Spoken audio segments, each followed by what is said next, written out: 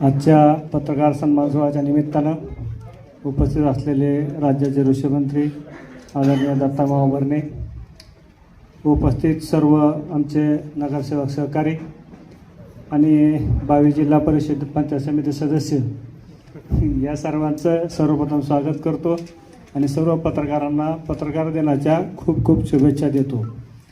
सर्वप्रथम या सर्व पत्रकारांचं अभिनंदन करतो की त्यांनी पहिल्यांदा या इंदापूर शहरामध्ये पत्रकारांसाठी घेतलेला कार्यक्रम जर असेल तर तो हा पत्रकार सन्मान सोहळा असेल।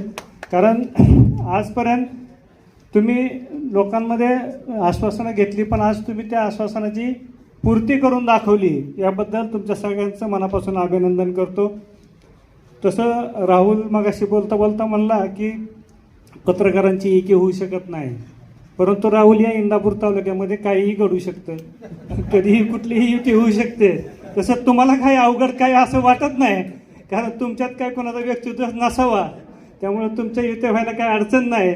तरी तुम्ही सगळ्या पत्रकारांनी एकत्र येऊन जरी आलात किंवा नाही आलात तरीसुद्धा तुमचं पत्रकार भवनाचं स्वप्न 100% पूर्ण होईल याबद्दल मी खात्री देतो। आणि सर्व पत्रकारांना ह्या पत्रकार दिनाच्या निमित्तानं एवढंच सांगू इच्छितो की तुम्ही खरं तर जनतेला खरी बाजू ही प्रभावीपणे मांडत आहात, पण त्यापेक्षा चांगली अजून प्रभावी बाजू तुम्ही मांडावी, जेणेकरून या इंदापूर तालुक्यातील लोकशाही बळकट कशी होईल यासाठी आपण सगळ्यांनी प्रयत्न करावा, एवढंच या निमित्तानं सांगतो।